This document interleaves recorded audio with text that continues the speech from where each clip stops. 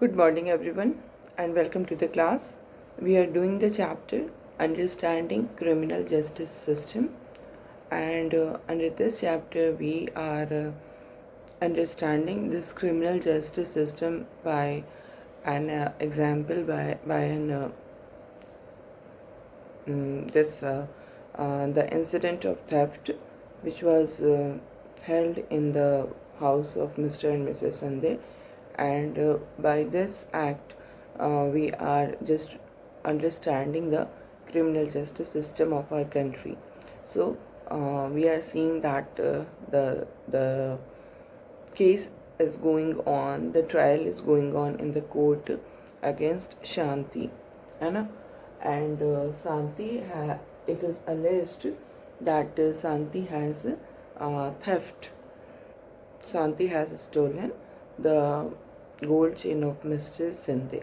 Okay, as I told you, कि whenever any crime is done, this crime is not done against a person only, but actually the crime is done against the state, because the person on whom the charges are made, actually he or she has broken the law which is made by the state only. So the case which is going on between Shanti and Mr. and Mrs. Sindhe, we can say that it's state versus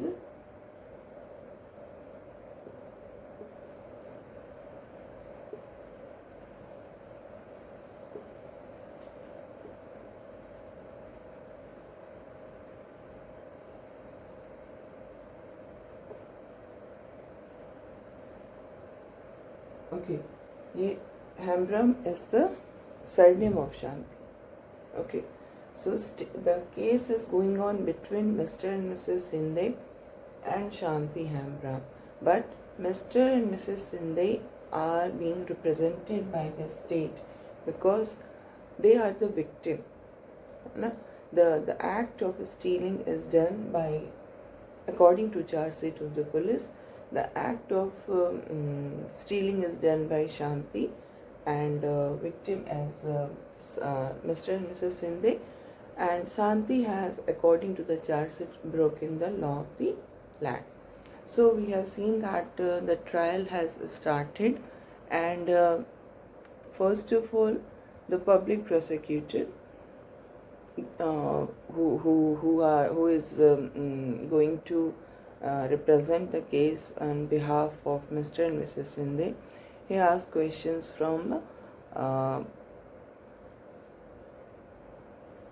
Mrs. Sindhe, and Mrs. Sindhe ने जो भी statement police के सामने दिया था, she gives the same statement, and when Kamala Roy comes to cross-examine Mrs. Sindhe, she points out first thing that according to the statement of Mrs. Sindhe, she has not seen Shanti stealing the chain, है ना? शांति को chain steel करते हुए, चोरी करते हुए उन्होंने नहीं देखा है, पहली चीज़।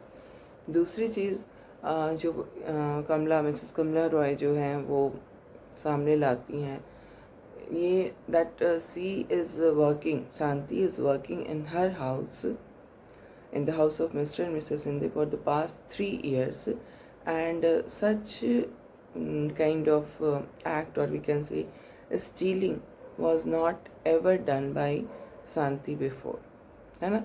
She has a clean character, and she gets rupees 1000 as salary from Mr. and Mrs. Sindhe. So in this way, these 2 points are comes out when Kamala Roy examines Mrs. Sindhe. Okay, that she has not seen she has not seen Shanti stealing the gold chain, and she has a clean character, and she is getting a salary as well.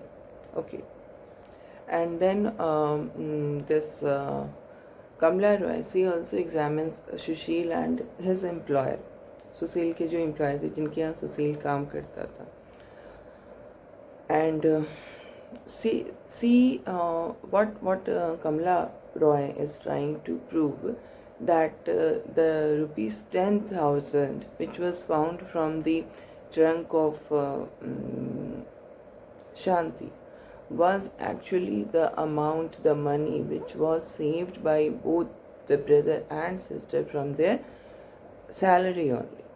It is not the amount which Shanti got after selling the gold chain of Mrs. Sindhe. So this is what Mrs. Kamla Roy, the advocate, the defense lawyer, is trying to prove. That is why she is calling Sushil and his employer also.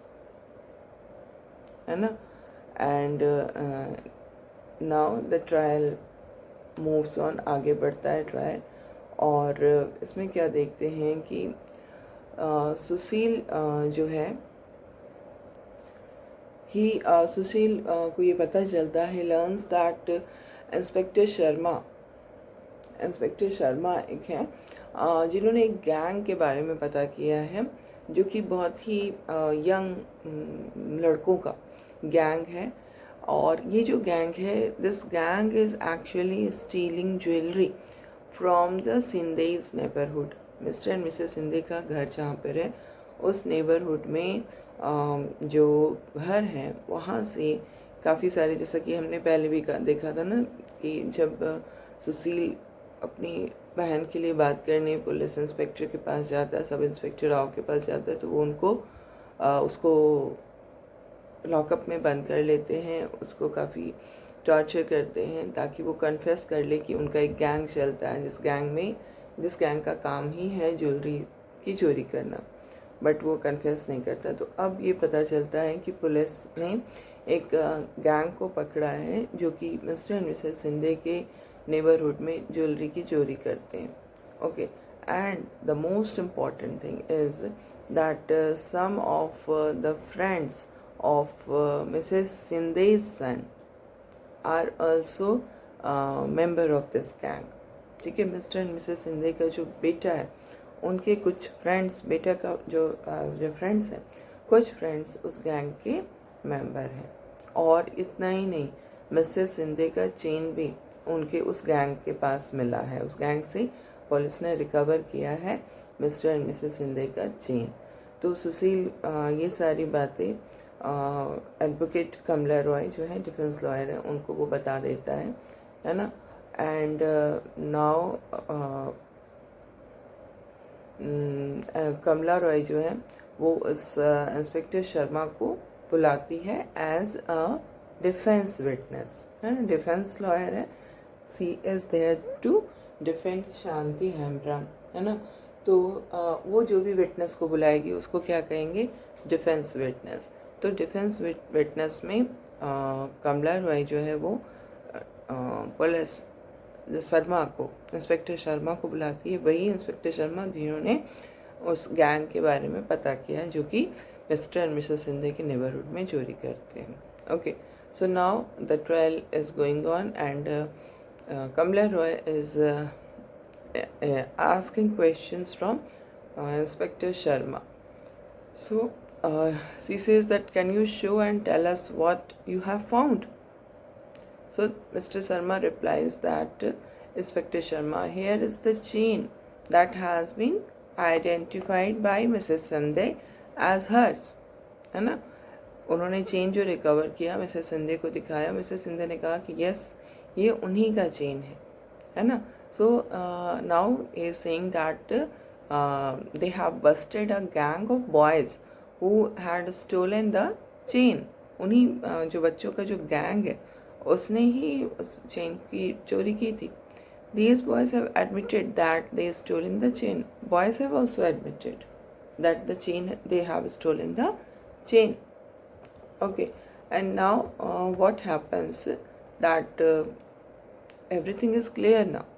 The judge hears the testimony of all the witnesses. जज ने सबकी सारे जो witnesses आए उनके statements को सुना और उसके बाद जब इंस्पेक्टर शर्मा ने जो स्टेटमेंट दिया, और तब एडवोकेट रॉय जो थी उन्होंने ये आर्ग्यू दिया कि ये बिल्कुल ही अब इस्टेब्लिश हो चुका है कि Shanti is innocent, Shanti has not stolen the chain, so she should be acquitted, she must be acquitted. क्योंकि अब तो ये पता चल गया है कि गैंग ऑफ बॉयज़ हैं जिन्होंने चोरी की, बच्चों ने भी एडमिट कर लिया है, और मिस्टर सिंधे ने भी कहा है कि उन्हीं का चेन है, तो Shanti is innocent.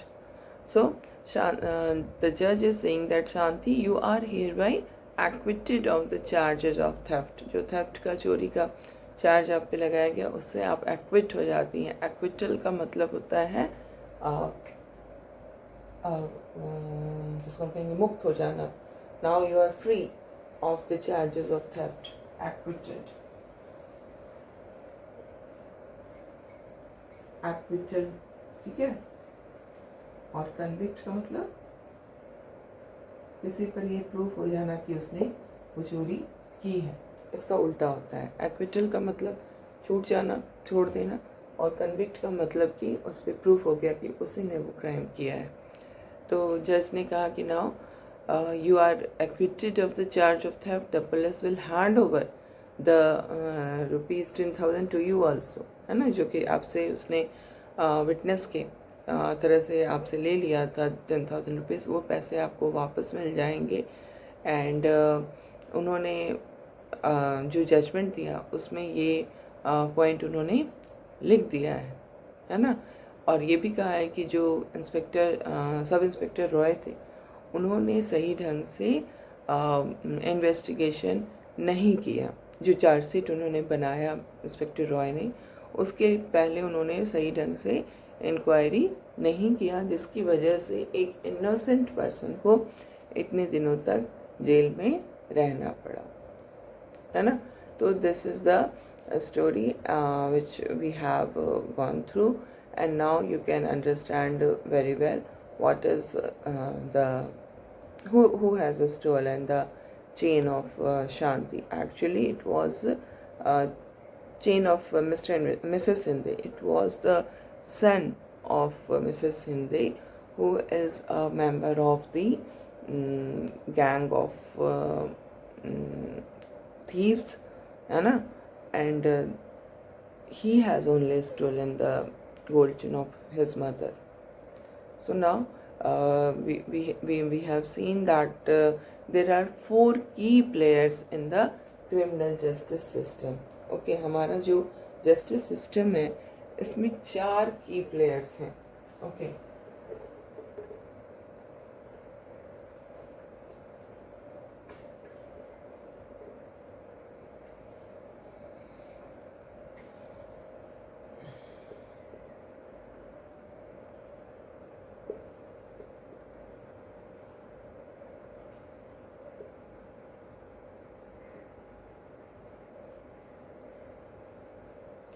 Who are these key players?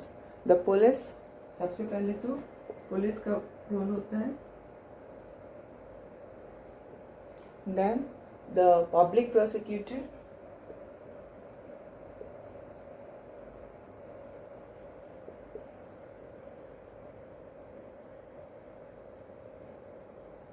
and then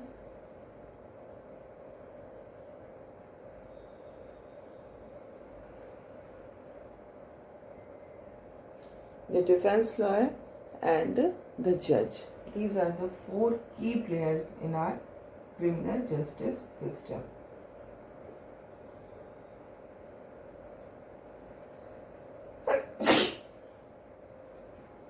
Okay, so now first of all we will consider the role of police in in investigating a crime.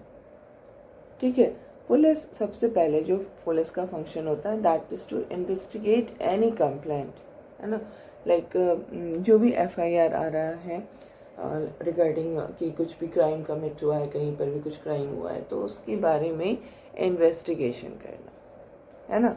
And how the police investigate, in this investigations, first of all police record statements of witnesses, है ना. जो witnesses होते हैं, जैसे हमने देखा Mrs Shinde के statement को पुलिस ने रिकॉर्ड किया, है ना. तो the first function is recording the statement of witnesses and this collection of evidence. Like हमने देखा जब ट्रंक में जो शांति के ट्रंक में जो 10,000 रुपीज़ था, उसको पुलिस ने एज एविडेंस ले लिया, अपने पास कलेक्ट करके रख लिया. So this is the most important function कि स्टेटमेंट को रिकॉर्ड करना और एविडेंस को कलेक्ट करना. इसके बेसिस पे ही पुलिस जो इन्वेस्टिगेशन कर रही है वो करती है. और इन्वेस्टिगेशन जो है जो पुलिस करती है, उस बेसिस पे पुलिस एक अपना ओपिनियन फॉर्म करती है. कई बार पुलिस को ये लग सकता है, जो भी वो इन्वेस्टिगेशन करती है, कि जो FIR है वो फॉल्स है ना. तो वैसे केस में वो कोई चार्जशीट फाइल नहीं करेगी. और अगर पुलिस को जो भी एविडेंस और विटनेस से इंक्वायरी उसने किया, उसे लगता है कि कोई अक्यूज्ड है, किसी पर्टिकुलर पर्सन ने ही वो क्राइम किया है, इज द अक्यूज्ड, तो वो उसके अगेंस्ट एक चार्जशीट कोर्ट में फाइल करते हैं. सो यहाँ पर कुछ जो नए टर्म्स आ रहे हैं, must understand these terms.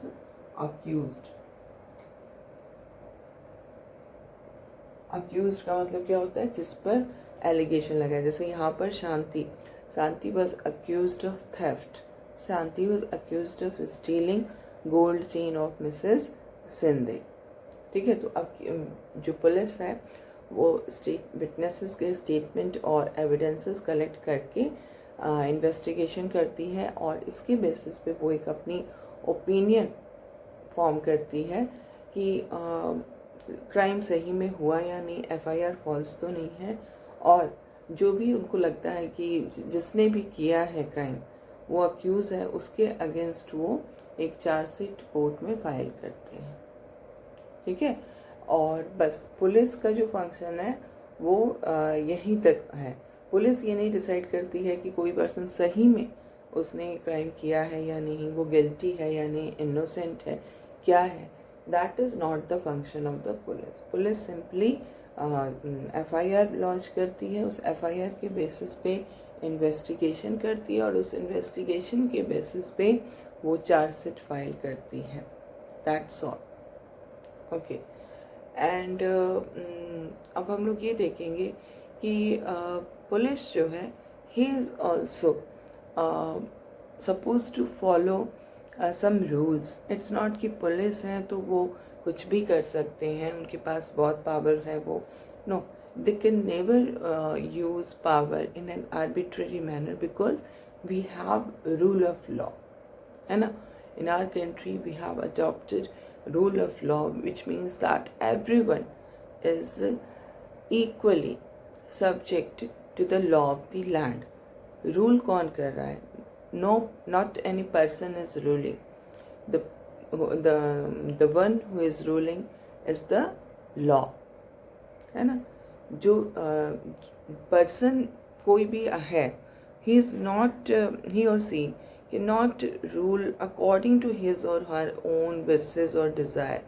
Everyone